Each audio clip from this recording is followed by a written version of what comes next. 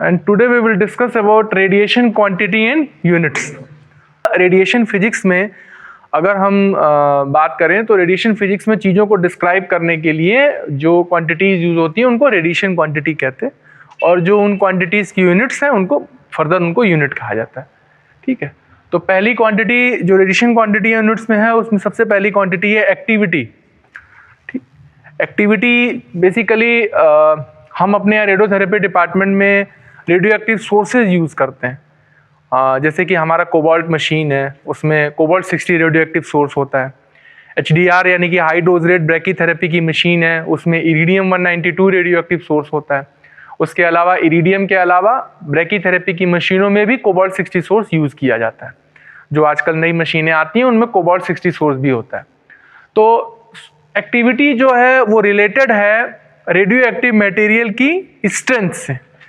अगर हम किसी भी रेडियो एक्टिव मटेरियल को डिफाइन करना हो, उसकी ताकत को, उसकी स्ट्रेंथ को डिफाइन करना हो, तो हम ये बताते हैं कि भाई फला रेडियो एक्टिव मटेरियल की एक्टिविटी फला क्यूरी है।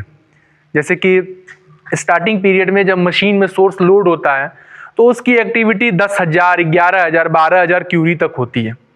ठीक, जैसे कि कोबाल्ट 60 सोर्स है, उसकी रेडियो एक्टिविटी या उसकी स्ट्रेंथ 12,000 क्यूरी है। तो ये एक्टिविटी जो क्वांटिटी है ये डिफाइन करती है उस रेडियो एक्टिव सोर्स के स्ट्रेंथ को।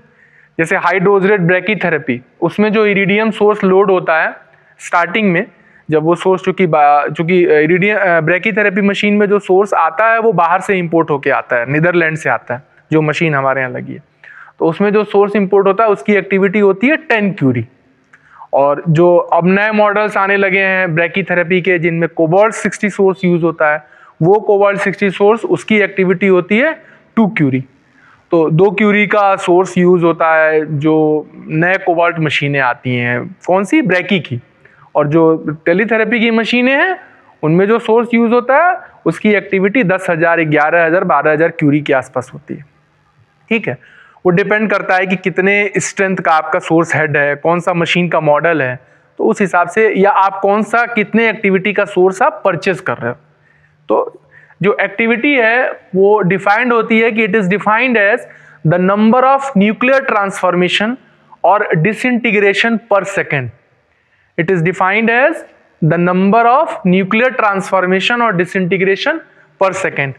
यानी कि कोई भी रेडियो एक्टिव मटेरियल, चूंकि रेडियो एक्टिव, अगर हम एक्टिविटी को डिस्क्राइब करें तो सबसे पहले रेडियो एक्टिविटी के बारे में थोड़ा बहुत समझना होता है। तो रेडियो एक्टिविटी क्या होती है? Radio activity is basically A nuclear phenomena. Radio activity किस तरह का फिनोमिना है? न्यूक्लियर फिनोमिना है। न्यूक्लियर फिनोमिना से मतलब ये है कि जब भी रेडियो एक्टिव किसी मटेरियल में रेडियो एक्टिविटी का फिनोमिना होता है, रेडियो एक्टिविटी इज बेसिकली एक स्पॉन्टेनियस फिनोमिना है। स्पॉन्टेनियस का मतलब स्वतः होने वाली प्रक्रिया है। कोई भी रेडियो एक्टिव मटेरियल है, वो चाहे यहाँ हो, चाहे मशीन के अंदर हो, चाहे किसी भी जगह पर हो, वो स्वतः जो है वो विघटन करता रहेगा। ये उसकी प्रक्रिया है जो स्वतः होती है, स्पॉन्टेनियस एमिशन है। और न्यूक्लियर फिनोमिना क्यों कहा जाता है? क्योंकि किसी भी रेडियो एक्टिव मटेरियल से अल्फा, बीटा, गामा, ये 3 तरह के रेडिएशन एमिट होते हैं। और इन तीनों तरह का रेडिएशन का एमिट होने का जो प्रोसेस है वो किसी भी एटम के न्यूक्लियस के थ्रू होता है। जो न्यूक्लियस है, न्यूक्लियस का मतलब नाभिक, जो एटम का न्यूक्लियस है, इस न्यूक्लियस के थ्रू ही अल्फा, बीटा, गामा, ये जो डीके होते हैं ये न्यूक्लियस के थ्रू, यानी कि न्यूक्लियर फिनोमिना है। तो इसलिए radioactive decay is a nuclear phenomena. और दूसरी इंपॉर्टेंट चीज, it is a spontaneous emission, ये स्वतः होने वाली प्रक्रिया है। So activity is basically number of nuclear transformation और डिसइंटीग्रेशन पर सेकेंड। 1 सेकेंड में होने वाले डिसइंटीग्रेशन को एक्टिविटी कहते हैं। और it is a measure of spontaneous transformation. ये किस तरह का मेजर है? मेजर या माप है स्पॉन्टेनियस ट्रांसफॉर्मेशन, जो स्पॉन्टेनियसली ट्रांसफॉर्मेशन होता है। कोई भी मटेरियल या कोई भी एलिमेंट रेडियो एक्टिव डीके क्यों होता है? रेडियो एक्टिव डीके इसलिए होता है कि हर जो रेडियो एक्टिव एलिमेंट है या न्यूक्लियाई है वो एक अनस्टेबल स्टेट में रहता है। वो अपने आप को स्टेबल करना चाहता है, और इस अनस्टेबल से स्टेबल होने की प्रक्रिया में ही रेडियो एक्टिव डीके होता है। जैसे हमारा कोबाल्ट 60 सोर्स है जो हमारी मशीनों में है, मशीनों में मतलब मशीन में है, रेडियोथेरेपी की मशीन जो हमारी, उसमें कोबाल्ट 60 सोर्स है। ये कोबाल्ट 60 सोर्स अल्टीमेटली निकिल 60 में ब्रेक होता है। ये कोबाल्ट 60 सोर्स क्या है? रेडियो एक्टिव सोर्स है। तो रेडियो एक्टिव सोर्स का क्या मतलब है कि ये स्पॉन्टेनियसली अपने आप को डिसइंटीग्रेट होगा, अपने आप अपना जो एक हायर एनर्जी का स्टेट है उससे स्टेबल स्टेट में आने की कोशिश करता है। तो जब ये 27 कोबाल्ट 60 स्टेबल स्टेट में आने की कोशिश करता है या स्टेबल स्टेट में आता है तो वो निकिल 60 में टूटता है।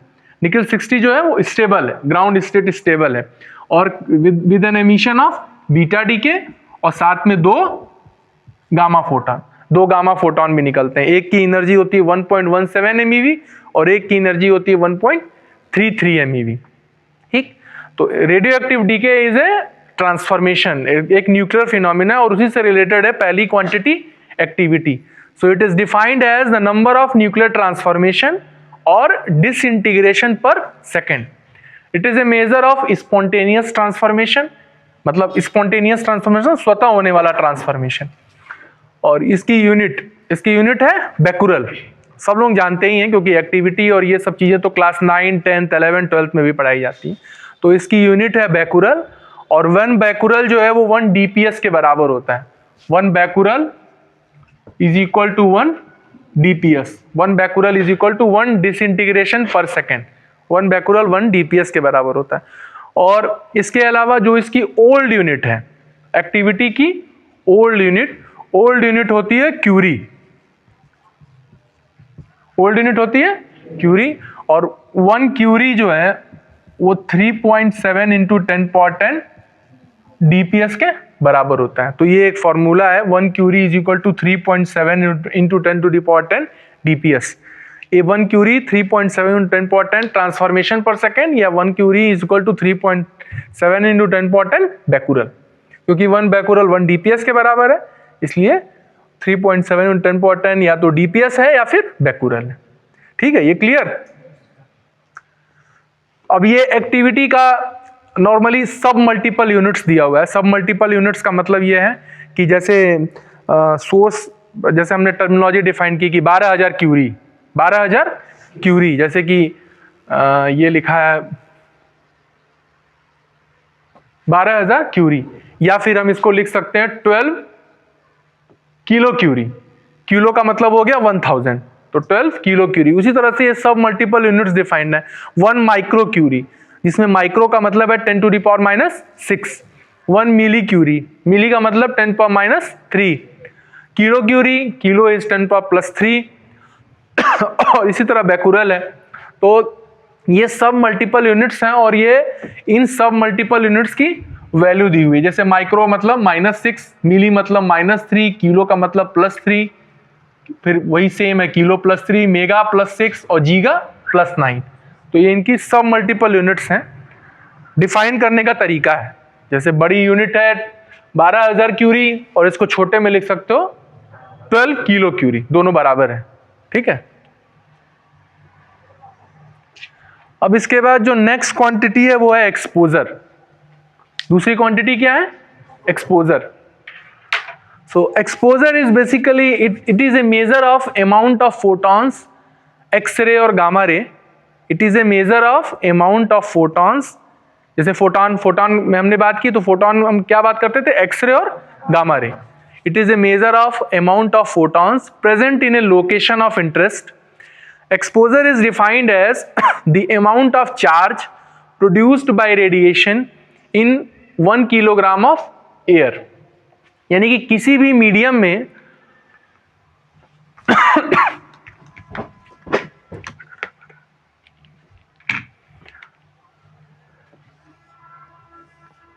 अगर हमारा कोई मीडियम है, मीडियम का मतलब एक्सपोजर जो है वो स्ट्रिक्टली डिफाइंड है इन एयर। किसमें? एयर में। एक्सपोजर का मतलब है, एक्सपोजर जो ये क्वांटिटी है रेडिएशन फिजिक्स में, एक्सपोजर जो है वो स्ट्रिक्टली डिफाइंड है किस तरह के मीडियम में? एयर में। एक्सपोजर जब भी डिफाइंड है तो एक्सपोजर एयर मीडियम में डिफाइंड है। ठीक, एक्सपोजर के साथ दो चीजें हैं। जैसे अक्सर ये सब क्वेश्चंस ऑब्जेक्टिव में भी आते हैं कि एक्सपोजर किस तरह के मीडियम में डिफाइंड है, एयर, वाटर या इस तरह से अलग अलग मीडियम पूछे जा सकते हैं। तो एक्सपोजर जो है डिफाइंड है एयर में, और दूसरी चीज ये है कि एक्सपोजर इज केवल only defined for x and gamma rays. Exposure केवल एक्सरे और गामा रे के लिए डिफाइंड है। यानी कि जब हम चार्ज पार्टिकल की बात करते हैं, अगर हम इलेक्ट्रॉन की बात करें, अल्फा पार्टिकल की बात करें, या किसी भी चार्ज पार्टिकल की बात करें, तो उन चार्ज पार्टिकल्स के लिए एक्सपोजर को डिफाइन नहीं किया गया। Exposure is defined in air, medium air है, और exposure is defined only for photons, x and gamma ray.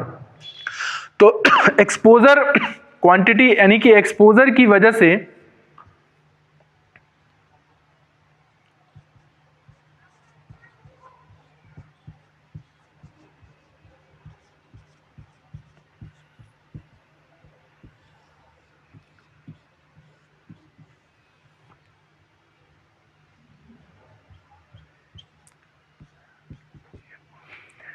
जैसे ये कोई एक मीडियम है, मीडियम का मतलब, और मीडियम है जिसमें एयर भरा हुआ है, और ये मीडियम एक्सपोज हो रहा है विद फोटॉन। ये कोई मीडियम है और मीडियम जो है वो एक्सपोज हो रहा है किससे? फोटॉन से। फोटॉन का मतलब हो गया एक्सरे और गामा रे। एक्सपोजर के बाद इस मीडियम में यानी कि एयर मॉलिक्यूल्स होंगे, एटम्स होंगे, और जब ये एक्सपोज होंगे तो क्या होगा? चार्ज पार्टिकल प्रोड्यूस होंगे। जब एयर एक्सपोज होगा तो चार्ज पार्टिकल प्रोड्यूस होंगे। तो with interaction of air with photon यानी कि एक्सरे और गामा रे से इंटरेक्शन के बाद चार्ज पार्टिकल प्रोड्यूस होंगे। तो चार्ज पार्टिकल का मतलब पॉजिटिव और निगेटिव। तो अगर इस असेंबली को एक बैटरी से कनेक्ट कर दिया जाए, जिसमें बैटरी का ये पॉजिटिव टर्मिनल है और ये निगेटिव टर्मिनल है, तो जो पॉजिटिव चार्ज हैं वो निगेटिव टर्मिनल की तरफ आएंगे, और जो निगेटिव चार्ज हैं वो पॉजिटिव टर्मिनल की तरफ आएंगे। यानी कि इस मीडियम में चार्ज का प्रोडक्शन होगा, इस मीडियम में चार्ज का प्रोडक्शन होगा। तो यानी कि ये मीडियम एक्सपोज हुआ। क्या हुआ? एक्सपोज हुआ with some amount of photon, X-ray और गामा रे। तो exposure is defined as the amount of charge, जो भी अमाउंट ऑफ चार्ज इसमें पैदा हुआ, प्रोड्यूस हुआ या प्रोडक्शन हुआ इन कूलम। कूलम तो उसकी यूनिट है, चार्ज की यूनिट कूलम है।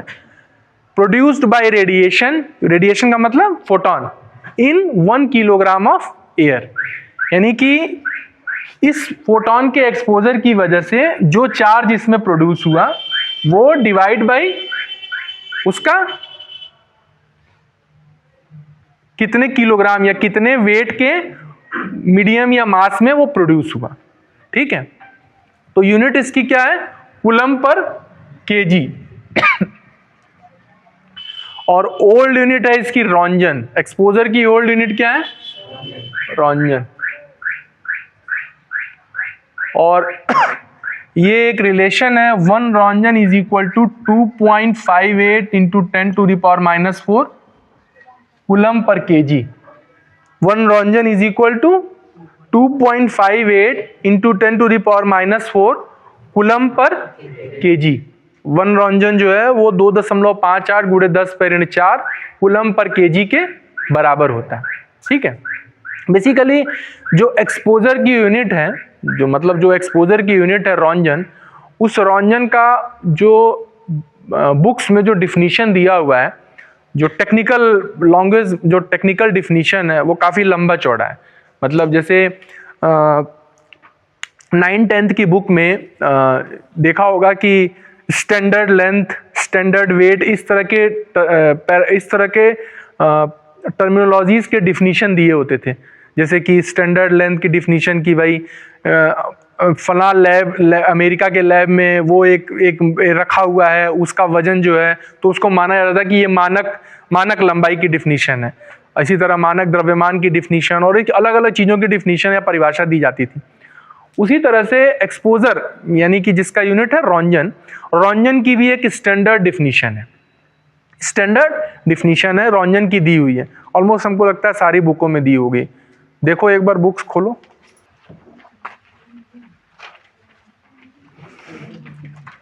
जैसे 126 है, वहां पर एक्सपोजर रॉन्जन दिया हुआ है, तो ये स्टैंडर्ड डिफिनीशन है जो इसमें लिखा हुआ है कि 1 रॉन्जन shall be the quantity of X और gamma radiation, यानी कि केवल किसके लिए बात हो रही है? फोटॉन के लिए. One Röntgen shall be the quantity of X और gamma radiation such that the associated corpuscular emission. One Röntgen shall be the quantity of X और gamma radiation, यानी कि केवल फोटॉन्स के लिए बात हो रही है, X और गामा. जैसे हमने बताया ना कि exposure is strictly defined for X and gamma rays. One Röntgen shall be the quantity of X और gamma radiation such that the associated corpuscular emission per 0.001293 gram of air. ये ग्राम of air का मतलब ये मास है, मतलब इतने wait के मास में 0.001293 ग्राम ऑफ एयर. मीडियम क्या है? एयर. तो 0.001293 ग्राम, ये इतना ग्राम है, इतना मास है, इतने ग्राम ऑफ एयर में एट STP. STP का मतलब standard temperature and pressure. Standard temperature and pressure का मतलब कितना temperature? Standard temperature and pressure कितना होता है?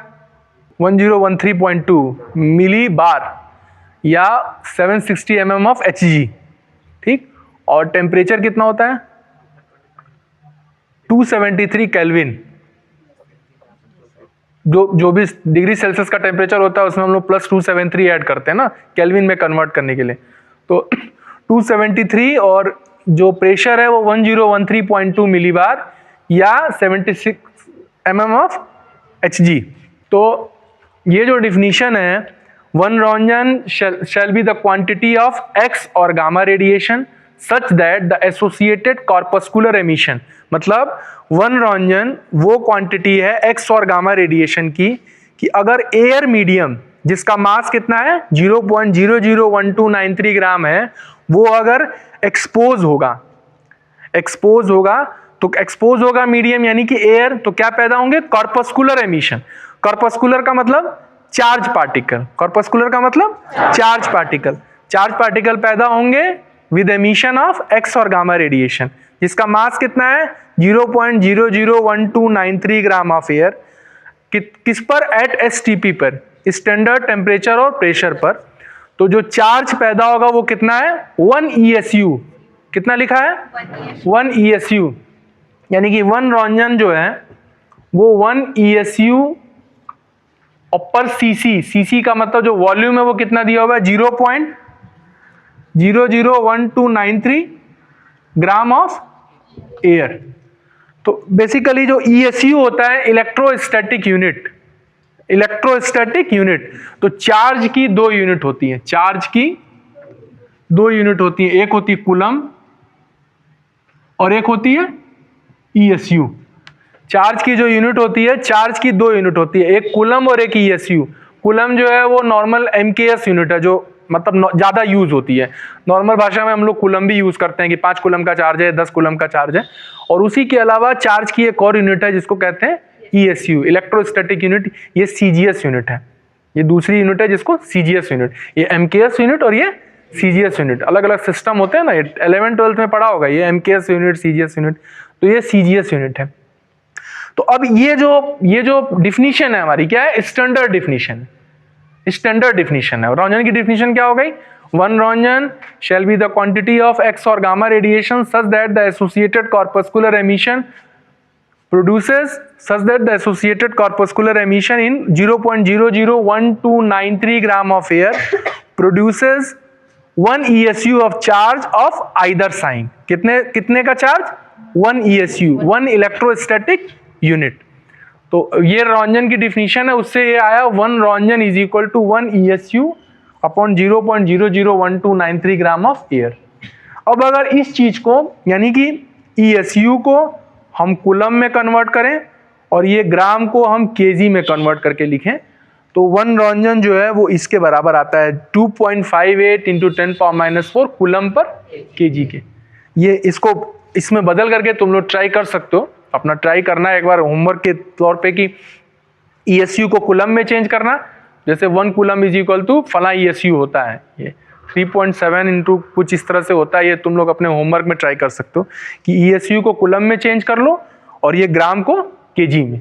और उसके बाद से जब इसको सॉल्व करोगे तो वन Röntgen की वैल्यू जो है वो 2.58 × 10⁻⁴ कूलम पर केजी. यहाँ भी यही लिखा हुआ है कि जो 1 इलेक्ट्रोस्टैटिक यूनिट ऑफ चार्ज, यानी कि 1 रॉन्जन जो है वो डिफाइंड है 1 ESU upon 1 cc of air at STP, standard temperature and pressure, और 1 cc ऑफ एयर का मतलब है 0.001293 ग्राम। 1 cc ऑफ एयर का मतलब है 0.001293 ग्राम ऑफ एयर। ठीक है, तो चाहे वो सीसी में लिखा हो क्यूबिक सेंटीमीटर में, और चाहे 0.001293 ग्राम ऑफ एयर लिखा हो। ठीक है, तो एक्सपोजर समझ में आया थोड़ा बहुत। एक्सपोजर में क्या है, पहला चीज ये कि it is a measure of amount of photon, it is strictly defined for x and gamma ray. दूसरी चीज, जो भी अमाउंट ऑफ चार्ज प्रोड्यूस होगा इन मीडियम यानी कि in air, that divide by mass of that, जो भी क्या कहते हैं एरिया है या पोर्शन है उसका मास। और अगर स्टैंडर्ड डिफिनीशन है, जो एक्सपोजर की यूनिट है ओल्ड यूनिट रॉन्जन, और रॉन्जन जो डिफाइंड है वो डिफाइंड है कि 1 roentgen shall be the quantity of X और gamma radiation such that the associated corpuscular emission per 0.001293 gram of air produces 1 ESU of charge of either sign, यानी कि 1 ESU का चार्ज जो है वो पैदा होता है 0.001293 ग्राम ऑफ एयर में। किस पे? At STP, standard temperature and pressure. और जब हम इसको कन्वर्ट करेंगे ESU को कूलम में और ग्राम को किलोग्राम में, तो हमारा फाइनल रिलेशन आएगा 1 roentgen is equal to 2.58 × 10⁻⁴ coulomb per kg। ये रिलेशन अपने आप में क्या एक्सप्लेन कर रहा है? ये बता रहा है कि अगर एयर मीडियम 1 रॉन्जन से एक्सपोज हो, यूनिट मास मतलब 1 किलोग्राम का मास अगर 1 रॉन्जन से एक्सपोज होगा तो उसमें कितने चार्ज पैदा होंगे? 2.58 × 10⁻⁴ कूलम।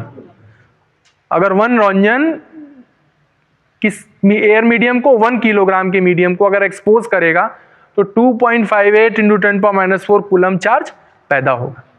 ठीक है, यानी कि इतना मीडियम अगर एक्सपोज होगा तो इतना चार्ज पैदा होगा है। यानी कि अगर न्यूमेरिकल क्वेश्चन आ गया कि 10 रॉन्जन एक्सपोज हुआ और मीडियम का मास दिया हो, तो उस तरह के वैल्यू कैलकुलेशन आ सकते हैं कि आपको कैलकुलेट करना हो कितना रॉन्जन है उससे कितना चार्ज पैदा होगा। तो इस तरह के कैलकुलेशंस इस फॉर्मूले की मदद से किए जा सकते हैं। ठीक है, तो 2-3 चीजें इसमें, जैसे ऑब्जेक्टिव के पॉइंट ऑफ व्यू से अगर देखा जाए तो एक तो पहला roentgen strictly defined for indirect मतलब फोटॉन्स, दूसरा it is strictly defined in air, और इसके अलावा एक और चीज है कि exposure is defined up to an energy of 3 MeV। अब एक्सपोजर जो क्वांटिटी है वो केवल 3 MeV की एनर्जी तक ही डिफाइंड है। मतलब अगर हम 3 MeV के ऊपर की एनर्जी के लिए बात करते हैं तो एक्सपोजर की क्वांटिटी डिफाइंड नहीं होती। मतलब एक्सपोजर नहीं, फिर अलग क्वांटिटी है जो अलग क्वांटिटी उसके लिए बनाई गई है। जैसे हमने बताया ना कि इनडायरेक्ट यानी कि फोटॉन्स के लिए केवल एक्सपोजर है, तो भाई इलेक्ट्रॉन है, प्रोटॉन है, अल्फा पार्टिकल है, हैवी चार्ज पार्टिकल है, उनके भी तो कोई क्वांटिटी होगी जो सबके लिए डिफाइंड हो। तो एक्सपोजर जो है पहला ये इनडायरेक्ट के लिए डिफाइंड है, दूसरा एयर मीडियम में डिफाइंड है, और तीसरा it is defined up to an energy of 3 MeV। ये 3 MeV तक के एनर्जी के लिए डिफाइंड है। तो ये दो तीन क्वेश्चंस हैं, ये ऑब्जेक्टिव वगैरह में पूछे जा सकते हैं। इसके बाद जो नेक्स्ट क्वांटिटी है वो है Karma. Karma is KERMA, that means kinetic energy release in the medium.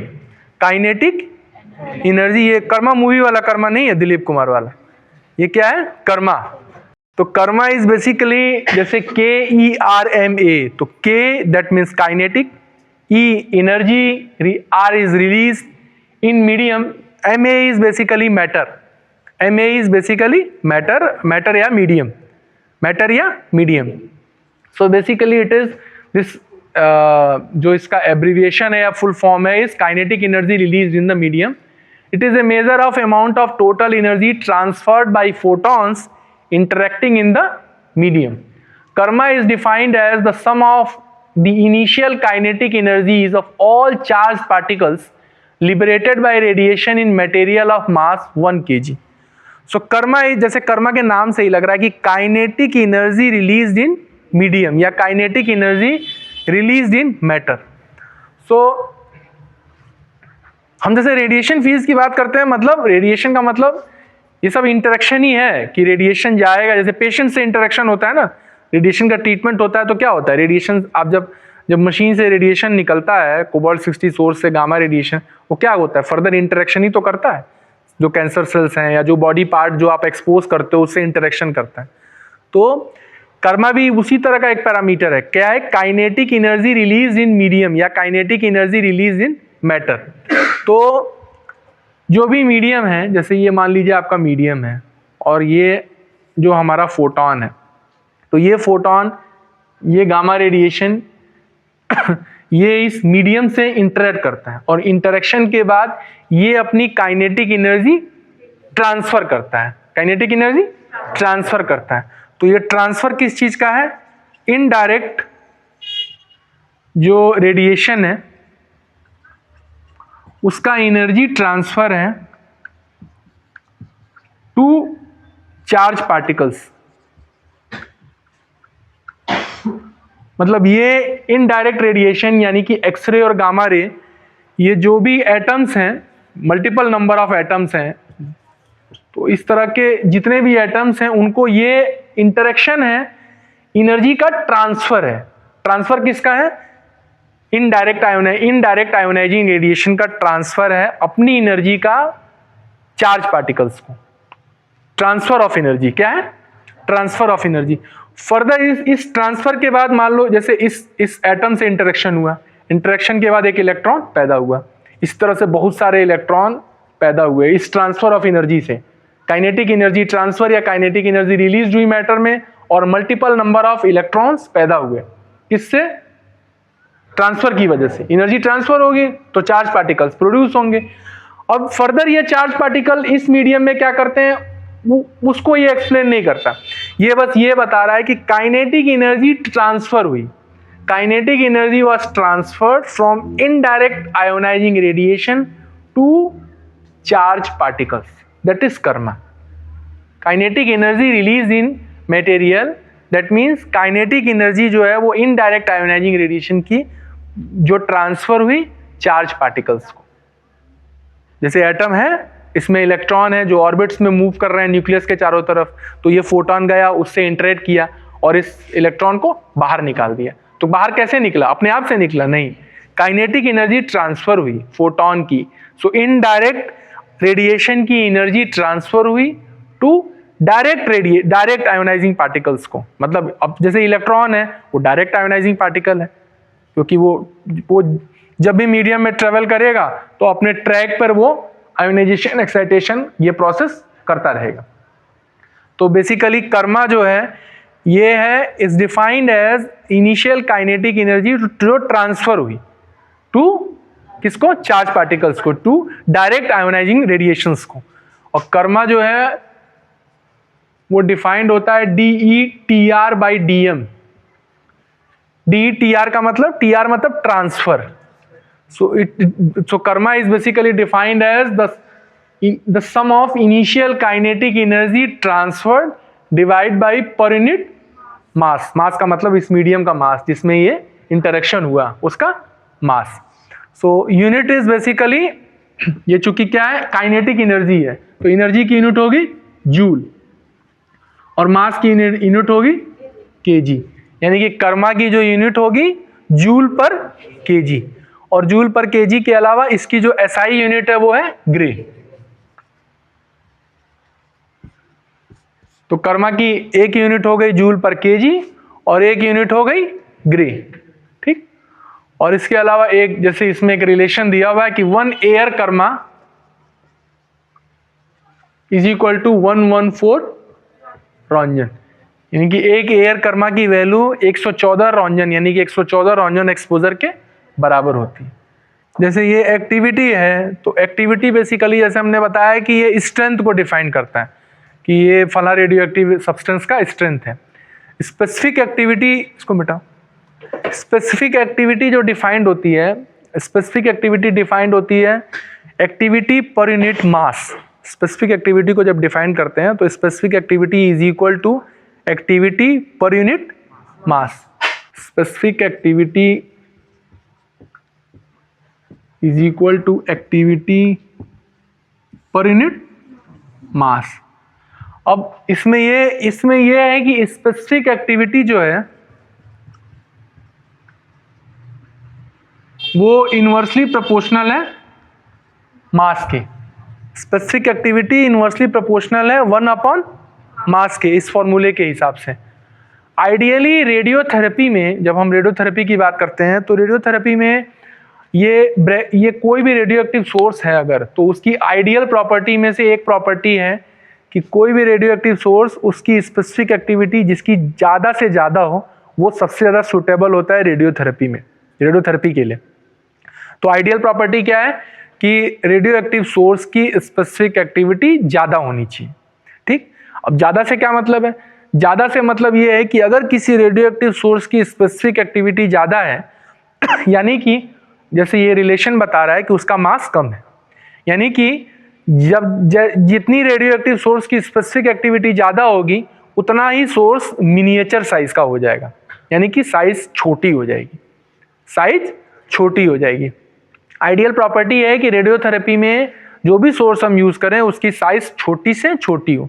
छोटी से छोटी साइज का मतलब ये होता है कि अगर सोर्स की साइज छोटी होती है तो पिनम्ब्रा एक टर्म होता है, एक टर्मिनोलॉजी यूज होती है पिनम्ब्रा। पिनम्ब्रा का मतलब वो ये होता है कि जो एजेस होते हैं उन एजेस की वजह से जो हार्मफुल रेडिएशन डेवलप होता है, मतलब जो वो रेडिएशन है जो आपके यूजफुल फील्ड साइज के बाहर का रेडिएशन है।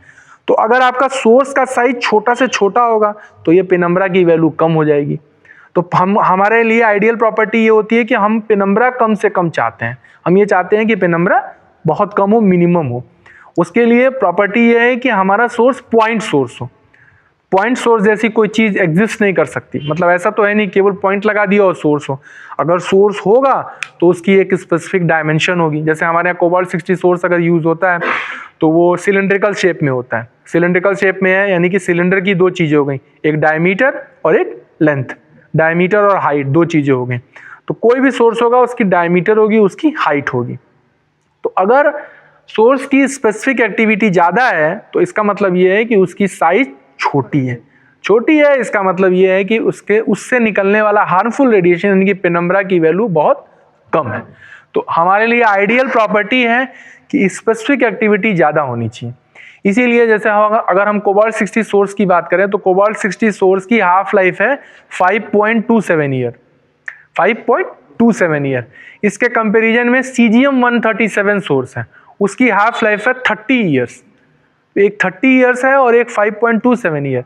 लेकिन हम फिर भी कोबाल्ट 60 सोर्स ही प्रेफर करते हैं। क्यों? क्योंकि उसकी स्पेसिफिक एक्टिविटी सीजियम से ज़्यादा है। तो स्पेसिफिक एक्टिविटी बहुत ही इंपॉर्टेंट पैरामीटर है अगर हम आइडियल सोर्स की जब बात करते हैं रेडियोथेरेपी में।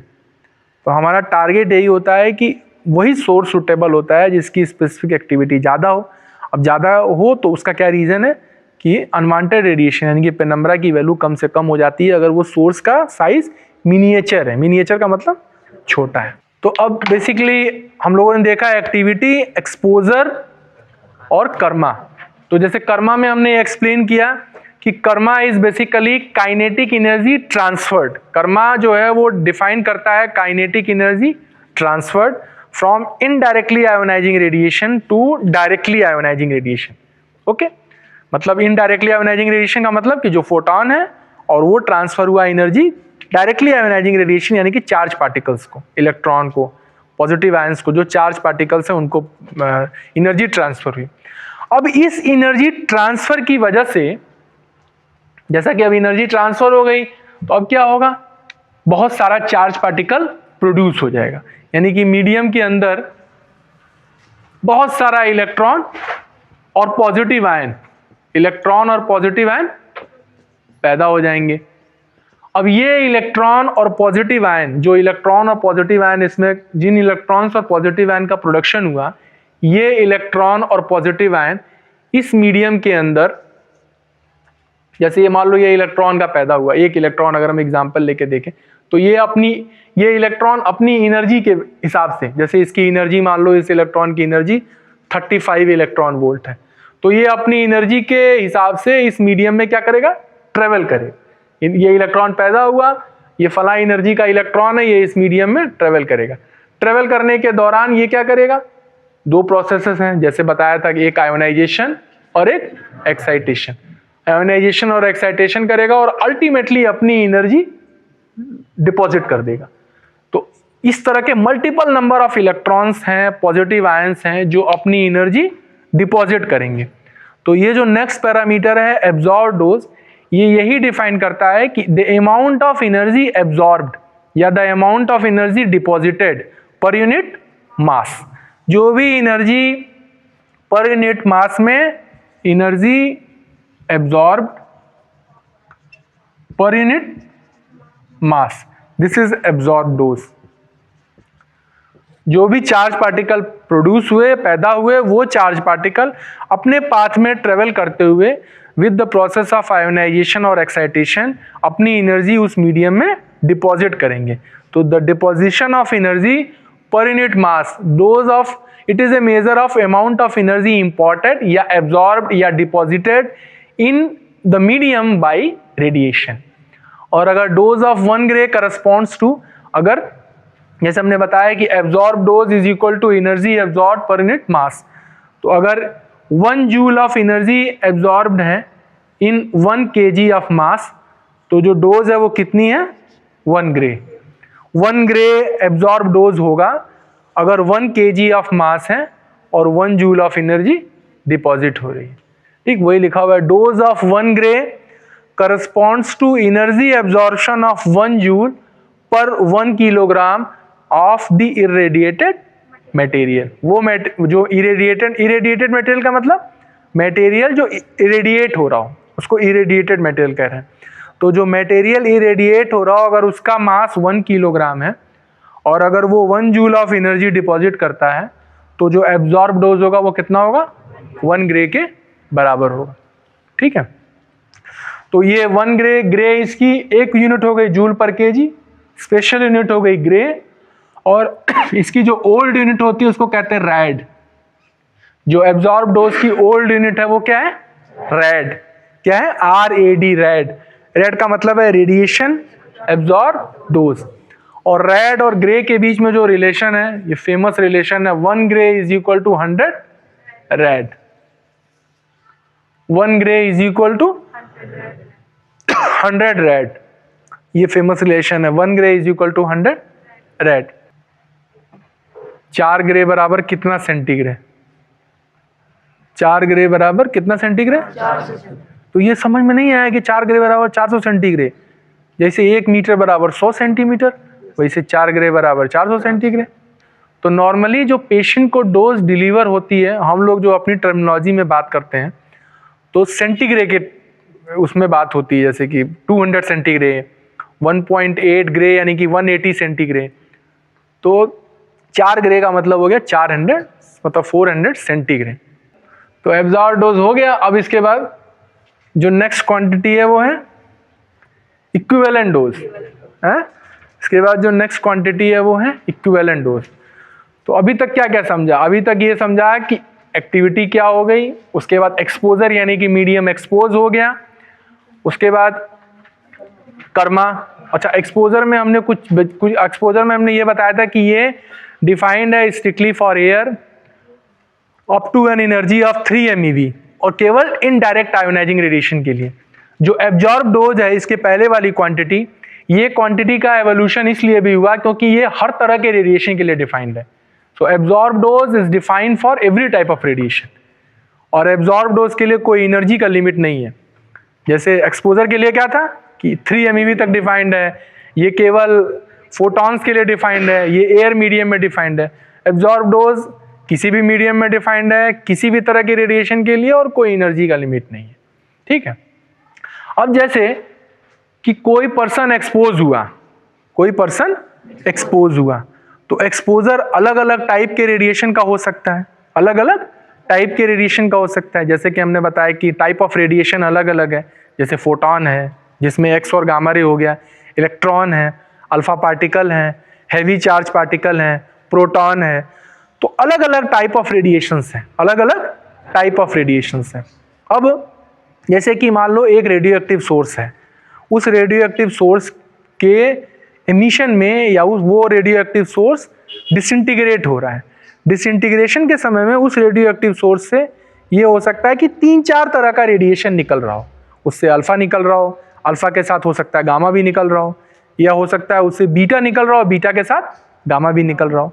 तो जैसे नॉर्मली होगा, क्योंकि एकम्पनीड होता है जब भी रेडियो एक्टिव डीके होता है, तो नॉर्मल रेडियो एक्टिव डीके में ज़्यादातर एकम्पनीड होता है कि मतलब एक पार्टिकल निकलता है उसके साथ गामा निकलता है। तो एवरी टाइप ऑफ रेडिएशन, जो भी अलग अलग टाइप ऑफ रेडिएशंस हैं, सबका रेडिएशन वेटेज है। एक वेटेज का मतलब एक फैक्टर आता है जिसको WR कहते हैं, radiation weighing factor. Radiation weighing factor, ये radiation weighing factor ultimately depend करता है उस पार्टिकल के या उस रेडिएशन के LET पर। LET एक टर्म आता है, LET का मतलब लीनियर, बोलो linear energy transfer. So LET का मतलब होता है लीनियर एनर्जी ट्रांसफर। और लीनियर एनर्जी ट्रांसफर जो डिफाइंड है, LET is defined as the amount of energy deposited per unit path length. तो ये जो टर्मिनोलॉजी है LET यानी कि लीनियर एनर्जी ट्रांसफर, इस LET की वैल्यू अलग अलग टाइप ऑफ रेडिएशंस के लिए अलग अलग होती है। यानी कि फोटॉन यानी कि एक्सरे और गामा रे, उसके लिए वैल्यू कुछ होगी, इलेक्ट्रॉन के लिए वैल्यू कुछ होगी, अल्फा पार्टिकल के लिए वैल्यू कुछ होगी, प्रोटॉन के लिए कुछ होगी, और जो हैवी चार्ज पार्टिकल्स हैं उनके लिए वैल्यू कुछ होगी। इक्विवेलेंट डोज, ये जो टर्मिनोलॉजी है ये बताती है कि अलग अलग टाइप ऑफ रेडिएशन की, चूंकि LET की वैल्यू अलग अलग है, इसलिए अलग अलग टाइप ऑफ रेडिएशन के द्वारा होने वाला बायोलॉजिकल डैमेज भी अलग अलग होगा।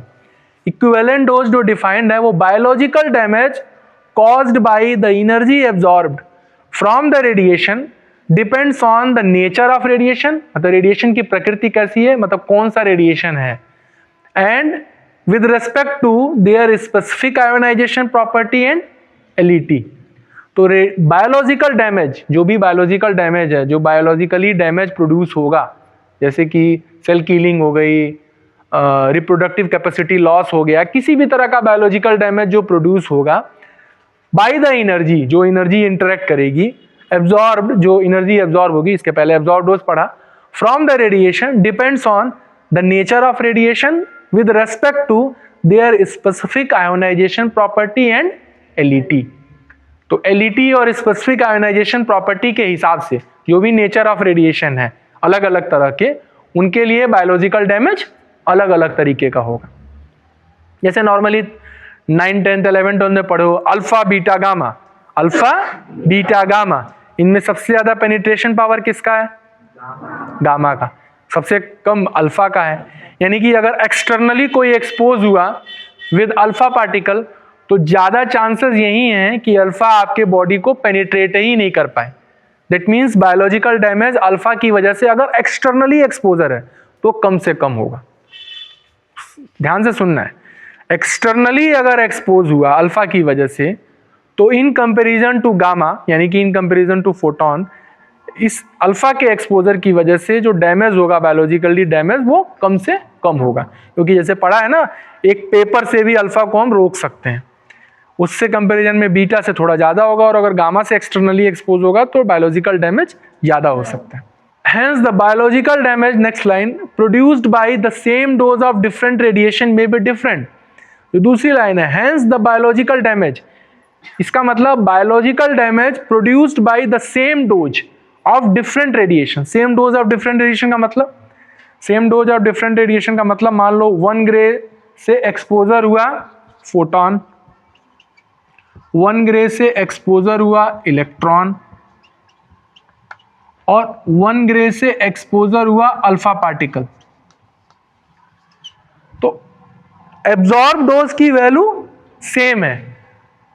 The biological damage produced by the same dose of different radiation may be different, लेकिन रेडिएशन डिफरेंट है। एक फोटॉन है, एक इलेक्ट्रॉन है, एक अल्फा पार्टिकल है। अगर मान लो हम प्रोटॉन भी डाल देते हैं, 1 ग्रे ऑफ प्रोटॉन,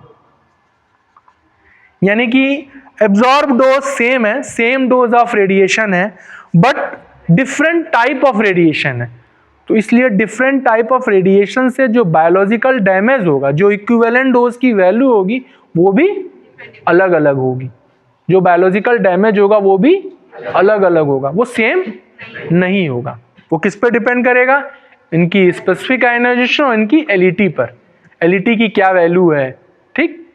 एलईटी का मतलब क्या है कि कितनी ज्यादा एनर्जी वो पर यूनिट पाथ लेंथ में डिपॉजिट कर रहा है, उस पर डिपेंड करेगा। अब नेक्स्ट लाइन पे आते हैं। Equivalent dose accounts for the different biological effectiveness of different type of radiation. मतलब इक्विवेलेंट डोज अकाउंट्स करता है जो भी अलग अलग बायोलॉजिकल इफेक्टिवनेस है अलग अलग टाइप के रेडिएशन की, टू कंपेयर द इफेक्ट, उनके इफेक्ट को कंपेयर करने के लिए।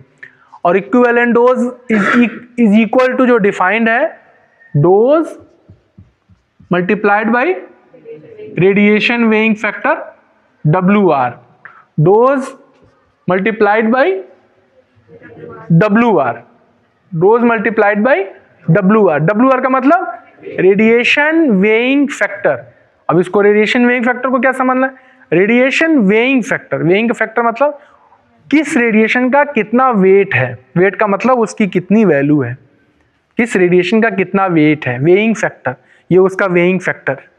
तो dose multiplied by WR, that is dose multiplied by radiation weighing factor. क्योंकि रेडिएशन वेइंग फैक्टर एक डायमेंशनलेस क्वांटिटी है तो इसका कोई यूनिट नहीं है। तो अगर डोज की यूनिट बने तो डोज की यूनिट वही हो गई जूल पर केजी, लेकिन इक्विवेलेंट डोज की एक स्पेशल यूनिट होती है, उसको हम लोग क्या कहते हैं? सीवर्ट। तो अगर नॉर्मल यूनिट की बात है तो ये जूल पर केजी हो गई, और अगर स्पेशल यूनिट है जिसमें स्पेशल यूनिट की बात हो गई तो सीवर्ट क्या हो गई? सीवर्ट बहुत जरूरी याद रखना, क्योंकि सीवर्ट की टर्मिनोलॉजी के टर्म पे ही डोज लिमिट डिफाइंड होती है। डोज लिमिट डिफाइंड होती है कि एक रेडिएशन वर्कर की क्या डोज लिमिट है, पब्लिक की क्या डोज लिमिट है, तो अलग अलग चीजों की डोज लिमिट डिफाइंड होती है।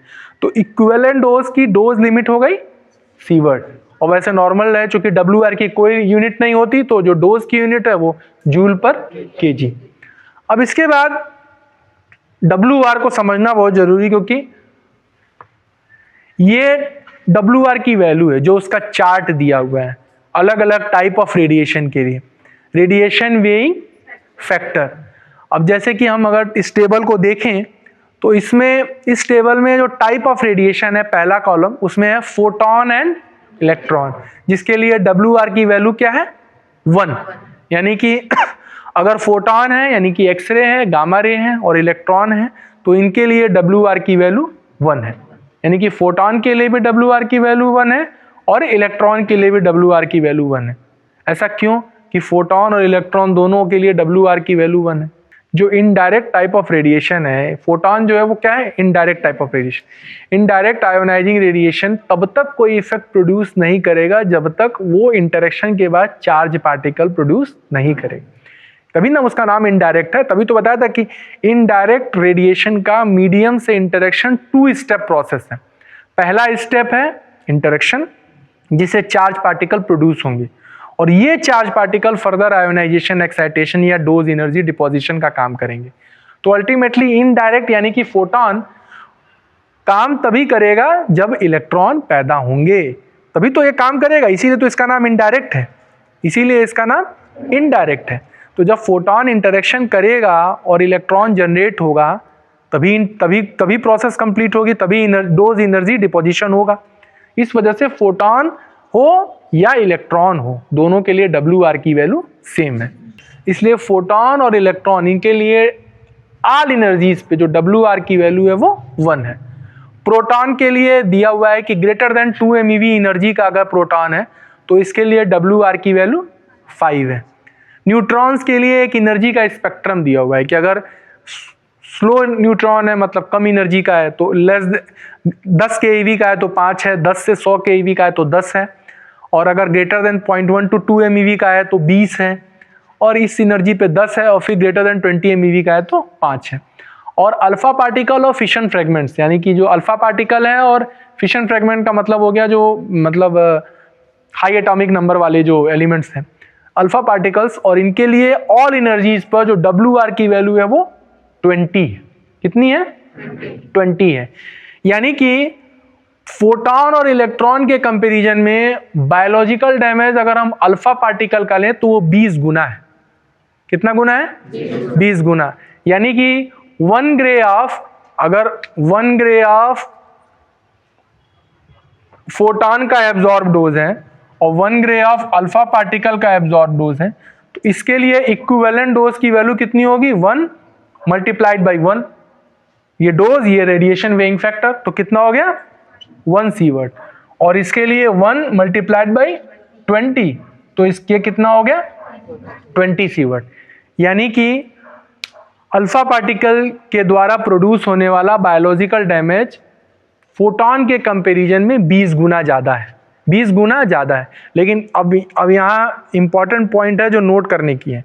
इंपॉर्टेंट पॉइंट ये है कि अगर एक्सटर्नल एक्सपोजर है किसी तरह का, अगर एक्सटर्नल एक्सपोजर है, जैसे अभी हमने इसके पहले डिस्कस किया, तो फोटॉन ज़्यादा डेंजरस है अल्फा पार्टिकल से, क्योंकि अल्फा पार्टिकल पेनिट्रेट ही नहीं कर पाएगा बॉडी के अंदर।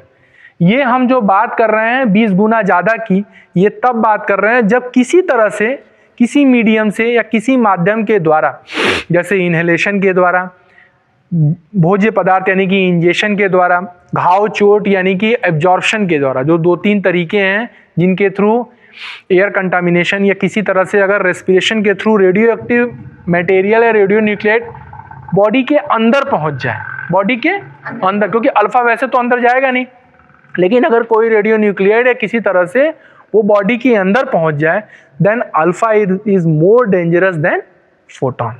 Alpha is more dangerous than photon, क्योंकि वो अंदर पहुंच गया, उसकी WR की वैल्यू 20 है, यानी कि उससे द्वारा जनरेट होने वाला radiation damage, radiation weighing factor उसका कितना है? 20, तो 20 गुना है। फोटॉन का अगर 1 सीवर्ट है तो उसका कितना हो गया? 20 सीवर्ट। ठीक, जैसे हमने टर्म बताया ना, linear energy transfer. Linear energy transfer का मतलब क्या है? एनर्जी का डिपोजिशन है पर यूनिट पाथ लेंथ में। जैसे अगर ये आपका, ये मान लीजिए आपका मीडियम है और इस मीडियम में ये पाथ लेंथ डिसाइड है। अब इस पाथ लेंथ में अगर हम अल्फा पार्टिकल की बात करें, तो जब ये अल्फा पार्टिकल इस मीडियम में एंट्री किया, तो इस पाथ लेंथ में वो अपनी सारी एनर्जी डिपॉजिट कर देगा। और अगर फोटॉन एंटर किया तो वो अपनी एनर्जी डिपॉजिट करने में पाथ लेंथ मान लो उसने इतना लंबा ले लिया। तो बेसिकली जो एनर्जी का डिपोजिशन है वो एक छोटे से एरिया में ज्यादा एनर्जी डिपॉजिट हो रही है, यानी कि बायोलॉजिकल डैमेज ज्यादा होगा। जैसे किसी को मान लो रोड एक्सीडेंट हुआ, किसी को 10 जगह चोट लगी, कहीं थोड़ा छिला, कहीं ज़्यादा छिला, कहीं थोड़ा फूटा, कहीं कम, और एक ही जगह अगर गंभीर चोट लग गई, तो ये उसी तरह का डैमेज है। लीनियर एनर्जी ट्रांसफ़र है पर यूनिट पाथ लेंथ में, लेकिन जिन पार्टिकल्स का, जिन रेडिएशंस का LET का वैल्यू ज़्यादा है, इसका मतलब ये है कि एनर्जी ट्रांसफ़र ज़्यादा है, यानी कि बायोलॉजिकल डैमेज ज़्यादा है। ठीक, तो फोटॉन के केस में और अल्फा पार्टिकल के केस में अगर दोनों ही आपके इंटरनल एक्सपोज हो गए आप, मतलब किसी तरह से अगर अंदर चला गया, तो alpha particle will be more dangerous, क्योंकि उसकी WR की वैल्यू ज़्यादा है। इसके बाद जो नेक्स्ट क्वांटिटी है वो है इफेक्टिव डोज। तो जैसे कि इक्विवेलेंट डोज इस चीज़ को डिफाइन करता है कि अलग अलग टाइप ऑफ रेडिएशंस का क्या वेटेज है। इफेक्टिव डोज ये जो क्वांटिटी है ये इस चीज़ को डिफाइन करती है कि जो भी पर्सन या जो भी एक्सपोजर मिलने वाला है, यानी कि जो भी टिश्यू एक्सपोज होने वाला है, उसकी सेंसिटिविटी रेडिएशन के लिए किस तरह की है, उसकी सेंसिटिविटी रेडिएशन के लिए किस तरह की है। यानी कि एक्सपोजर की वजह से, जैसे मेल है, फीमेल है, तो मेल के लिए कुछ ऐसे बॉडी पार्ट्स हैं जिनके लिए रेडिएशन की सेंसिटिविटी ज़्यादा है, यानी कि वो रेडिएशन सेंसिटिव है। फीमेल में ज़्यादा मतलब वो पार्ट ज़्यादा सेंसिटिव है। इसी तरह फीमेल में बॉडी के कुछ पार्ट ऐसे हैं जो कि रेडिएशन के लिए ज़्यादा सेंसिटिव है। तो अगर कोई पर्सन एक्सपोज हो रहा है, तो एक्सपोजर के समय उस पर्सन का कौन सा पार्ट, यानी कि बॉडी का कौन सा पार्ट रेडिएशन से एक्सपोज हो रहा है, वो जो चीज डिफाइन करती है उसको कहते हैं tissue weighing factor, WT, tissue weighing factor. तो radiosensitivity of different tissue in human body is different. Radiosensitivity का मतलब रेडिएशन के लिए जो सेंसिटिविटी है ह्यूमन बॉडी में वो अलग अलग टिश्यू की अलग अलग है। The effect of radiation exposure of individual tissue contributes differently to the total health of the exposed person. The effect of radiation exposure of individual tissue, अलग अलग टिश्यू का जो भी रेडिएशन एक्सपोजर से जो इफेक्ट होगा वो इस चीज को कंट्रीब्यूट करेगा कि जो टोटल हेल्थ है, मतलब जो एक्सपोज पर्सन का जो टोटल कंट्रीब्यूशन होगा वो अलग अलग टिश्यूज के रेडिएशन एक्सपोजर पे डिपेंड करेगा। ठीक, depending upon the seriousness of the damage in individual tissue and its treatability. Hence, the detriment produced by the same equivalent dose may be different for different tissues. Hence, the detriment. Detriment का मतलब? Detriment का मतलब होता है किसी तरह का नुकसान, हजार्ड या किसी तरह का नुकसान। किसकी वजह से? यहाँ पर हम बात कर रहे हैं रेडिएशन की वजह से। तो जो भी detriment है produced by same equivalent dose, मतलब अगर इक्विवेलेंट डोज की वैल्यू सेम है, जैसे हमने यहां बताया था ना कि एब्जॉर्ब डोज की वैल्यू सेम है लेकिन टाइप ऑफ रेडिएशन की वजह से इक्विवेलेंट डोज की वैल्यू अलग अलग हो गई, उसी तरह से चूंकि इफेक्टिव डोज एक आगे की क्वांटिटी है तो ये कह रहा है कि अगर इक्विवेलेंट डोज की वैल्यू सेम है, जैसे इक्विवेलेंट डोज की वैल्यू सेम है मतलब टाइप ऑफ रेडिएशन डिफाइंड है कि टाइप ऑफ रेडिएशन पता चल गया कि टाइप ऑफ रेडिएशन मान लो फोटॉन है, टाइप ऑफ रेडिएशन फोटॉन है। फोटॉन का मतलब या तो एक्सरे है या गामा रे है।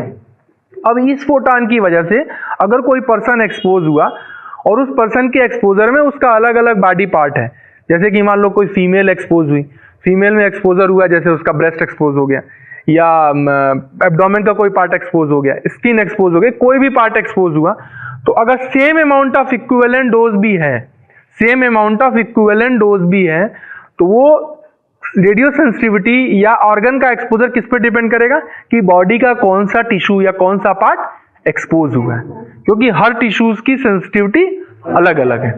तो ये जो इफेक्टिव डोज है ये बराबर होता है इक्विवेलेंट डोज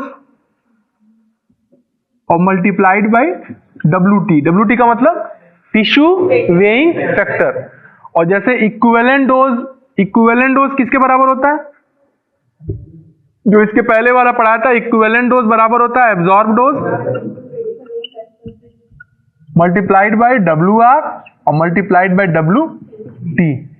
यानी कि इफेक्टिव डोज बराबर हो गया एब्जॉर्ब डोज के बाद मल्टीप्लाइड बाय WR मतलब कौन सा रेडिएशन है, और WT मतलब कौन सा पार्ट एक्सपोज हो रहा है। इफेक्टिव डोज में तीन चीज आ गई, पहला एब्जॉर्ब डोज, दूसरा WR और तीसरा WT। तो इफेक्टिव डोज बराबर equivalent dose multiplied by tissue weighing factor. That means this is equivalent dose बराबर D का मतलब एब्जॉर्ब डोज, WR का मतलब रेडिएशन वेइंग फैक्टर और WT का मतलब टिश्यू वेइंग फैक्टर। और WR WT ये दोनों डायमेंशनलेस क्वांटिटी हैं। तो एब्जॉर्ब डोज का मतलब हो गया जूल पर kg, तो एक यूनिट हो गई जूल पर kg। और जैसे इक्विवेलेंट डोज की यूनिट है सीवर्ट, वैसे ही इफेक्टिव डोज की यूनिट भी है सीवर्ट, तो स्पेशल यूनिट है सीवर्ट। ये जैसे टेबल दिया हुआ है जैसे कि उसमें भी दिया हुआ है, हालांकि ये पुरानी रिपोर्ट का है। ये जो रेफरेंस नीचे लिखा हुआ है या बेसिकली जो तुम लोग की बुक में भी लिखा हुआ है ना, ये जो रिपोर्ट्स हैं, ये रिपोर्ट्स ICRP 103 रिपोर्ट का नंबर है 103 और ICRP का full form international commission on radiological protection, यही है। तो ये जो है कमीशन है उसकी रिपोर्ट है 103 नवंबर 2007 और ये जो है ये पुरानी रिपोर्ट है ICRP 60। ठीक है, ये पुरानी रिपोर्ट है। इस रिपोर्ट में इसीलिए ब्रेस्ट की वैल्यू कम है, इसमें ब्रेस्ट की वैल्यू 0.05 है। अब ये यहाँ एक बेसिकली ये समराइज किया हुआ है ओल्ड और न्यू यूनिट्स को। तो radioactivity that means activity, old unit is curie, new unit is या SI यूनिट इज बैकुरल, और ये इनके बीच का रिलेशन है। Exposure is roentgen coulomb per kg, air kerma is gray, dose is rad या ग्रे, और equivalent dose और इफेक्टिव डोज बेसिकली दोनों का यूनिट जो स्पेशल यूनिट है वो है सीवर्ट। और ओल्ड यूनिट एक और है, इक्विवेलेंट डोज में रैम यूज होता है, पहले यूज होता था रॉन्जन इक्विवेलेंट मैन, REM। और इनके बीच में जो रिलेशन है, ये सब क्वेश्चंस ऑब्जेक्टिव वगैरह में आते हैं, जैसे सीवर्ट और रैम के बीच का रिलेशन क्या है, ग्रे और रेड के बीच का रिलेशन क्या है। तो sievert 1 sievert is equal to 100 rem और 1 gray is equal to 100 red.